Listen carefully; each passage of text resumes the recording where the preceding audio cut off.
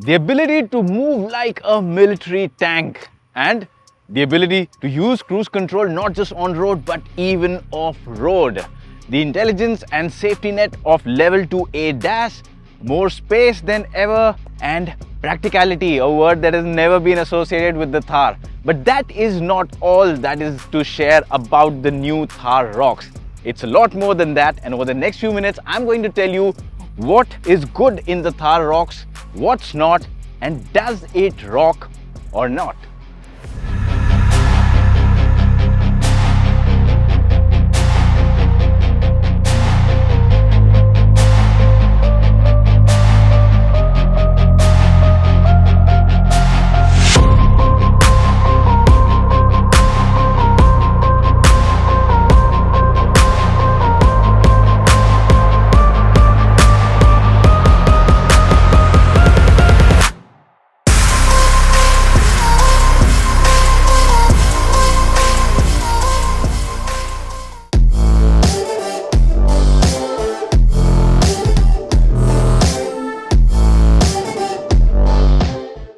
And now let's start off with the design first, and of course this is not just a longer, wider Thar.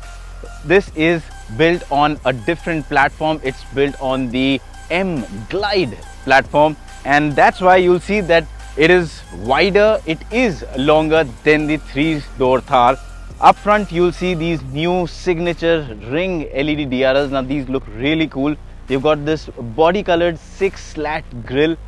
Body colored, well, it might not be up to the taste of everyone, because in some colors it looks nice, in some colors, well, it's a bit iffy. But again, it's completely a personal choice. You've got this big protruding bumper just like you see on the Thar 3-door as well, and you've got these lights here, of course the fog lamps here, and the traditional Thar design where you see that old kind of a look, all boxy, muscular, these fenders, these arches just flared up on this side. They all give the Thar a distinctive look. But because of these new elements, you cannot confuse this with the 3-door Thar. It looks very different from that. Of course, when you move towards the side, there are even more differences. These new alloy wheels, they really look very cool, and we've been told that the inspiration for the design is, well, Mahindra says Thar Roxx. And this 5 times is the design of the alloy wheel. Cool, isn't it? Then on the side you see, of course, the big difference. You've got more doors, you've got these door hinges here, and the door handles are not here on the side, but they are here on the upper part of the door. Move back and towards the C-pillar, you've got this slanting design. Again, this is something that really sets the Thar Roxx apart from the Thar 3-door. It looks very different, and on the back again you've got these very nice, cool looking LED tail lamps, this spare wheel mounted on the tailgate. When you add all of it, what you get is an SUV that really looks the part. It's a very nice, muscular, bold looking SUV, and well, as far as looks go, the first impression is concerned, I think the Roxx really rocks. But at the end of the day, how different is this from the Thar 3-door, and how different do they look? Well, I can go on telling you, but pictures speak a lot louder than words. And here it is, the old Thar 3-door. Well, it's slightly modified, but it's the Thar 3-door, and this is the new one. And you can see how different they look from the front, from the side, and the size difference too is very evident in this frame. Now, one of the weak points in the Thar 3-door was practicality, and it was mostly because of almost no boot space, but that has been rectified in the Roxx. While you open the door, light this up, and yes, there is a lot of space. You can actually go out for those weekend drives now without your passengers holding on to bags. So that's a very good change. Alright, so now let's talk about the cabin. Now, while the exterior is good enough to make you fall in love with the Thar Roxx, the interior has to be a good place to be in love for a long time. And well, all you Thar 3-door owners, I have a slightly bad news for you. this interior is far better than what you get in the Thar 3-door. But again, there's room for improvement, and that might happen anytime in the future. But let's talk about the Roxx right now.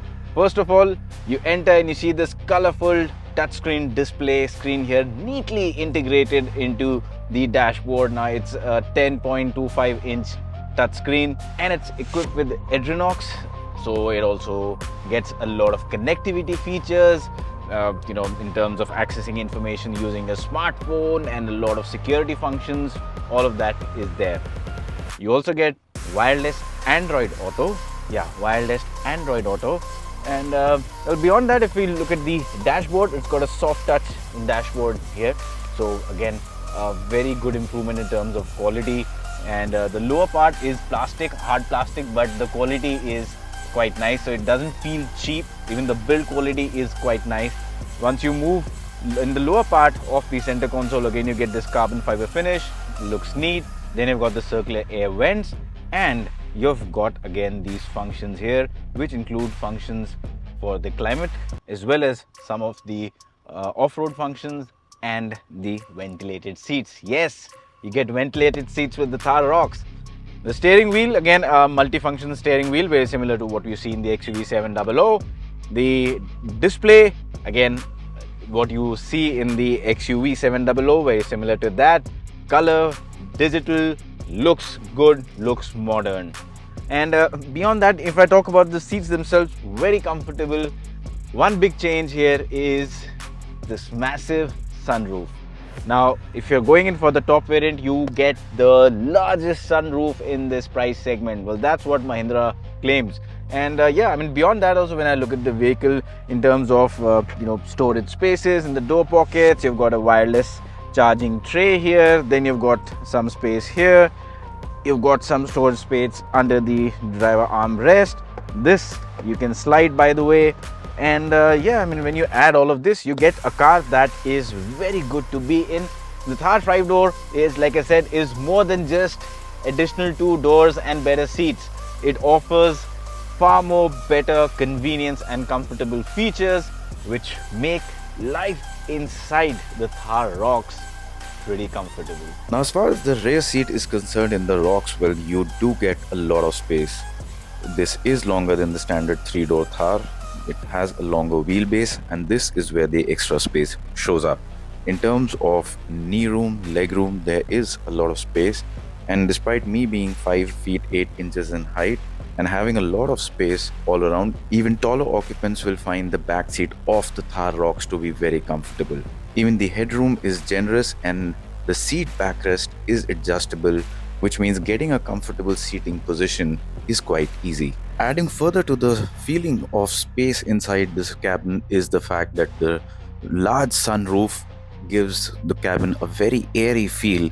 And then at the back you also have a Type-C socket, and as far as practical storage space is concerned, well, the door pockets are pretty small at the back, but beyond that there is hardly anything to fold in the back seat of the Thar Roxx.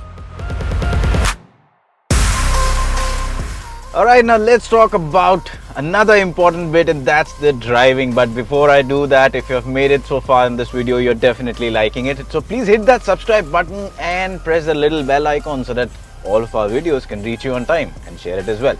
Now, I'll talk about the performance, but also let me tell you, when you are driving the Thar Roxx, one really good thing about this vehicle is the music system. It gets a premium Harman Kardon audio system with 9 speakers, and the sound quality, I must say, is pretty impressive for this price segment. I think it's one of the best audio systems out there that you can get today. And now let's talk about the other things that you experience from the driver's seat. Well, as far as the engines are concerned, you have an option of choosing between a diesel or a petrol engine. The one that we are driving, in fact all are driving, are the diesel engine variants. So I haven't driven the petrol one, so I'll stick to this, the diesel top version with 4x4 and an automatic transmission. So what do you get? Well, in terms of numbers, 175 PS of power, 370 Newton meters of torque.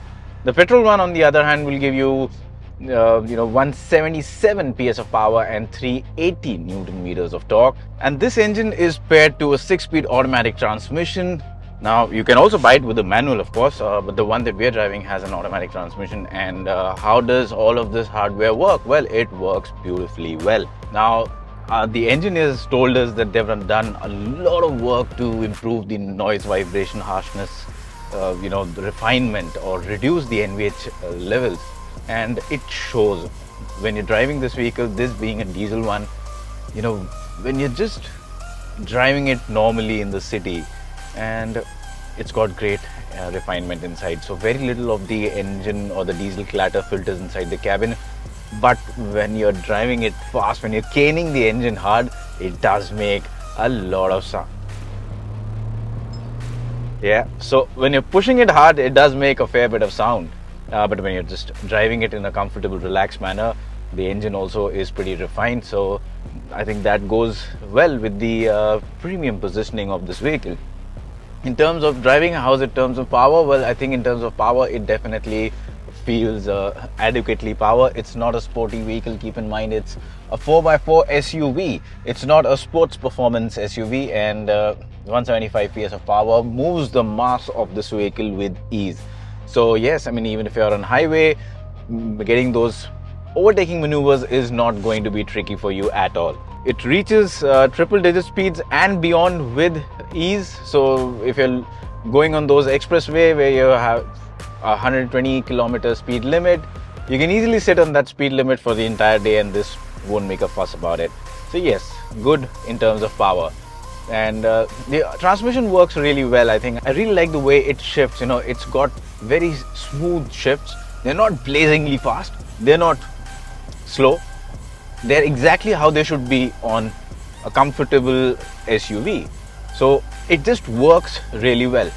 And in terms of driving, how's it in terms of suspension? Well, a lot of engineering has gone, a lot of witchcraft has been deployed to make this handle better. So we were told that the weight reduction is immense. They reduced a lot of weight from this platform, close to a little over 180 kilograms, which is a lot.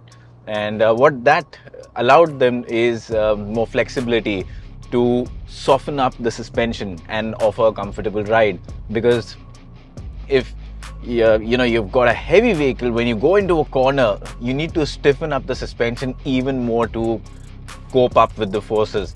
But here, because it's lighter, they can go softer, and they've of course worked on other parts of the suspension. They've stiffened them up, and also at the back they've done a lot of work to improve, or rather reduce, the sway, sideway movement.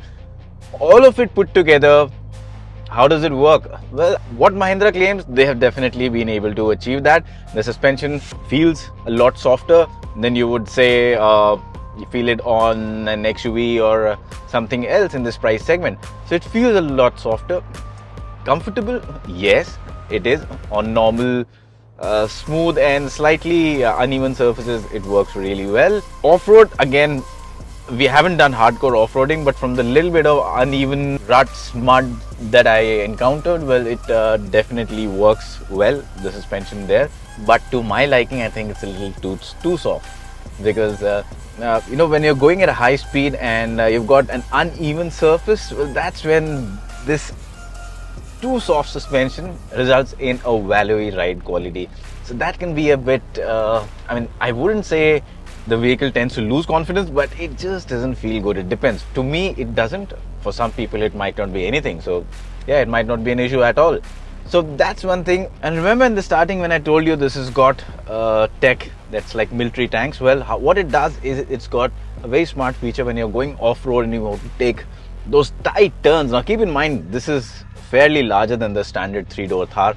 It's got a technology that locks the inside two wheels, but the outside aren't. Now this is just like a military tank moves. When tanks have to take a tight turn, they lock the inside track and the outside track rotates at the faster speed. That allows the tank to take a very tight turn. Similarly, this can lock the inside wheels and take a very tight turn when you're doing off-road. So that again shows the kind of off-road focus the Thar Roxx has. Also, it's got cruise control for off-road. So when you're going off-road and you know you've got a side of a trail, you can just put it into cruise control and it will do everything. Braking, getting up a slope while coming down, applying brakes, it'll do everything on its own. And that's why cruise control, not just for the road, but when the road ends as well. The other big change is the steering.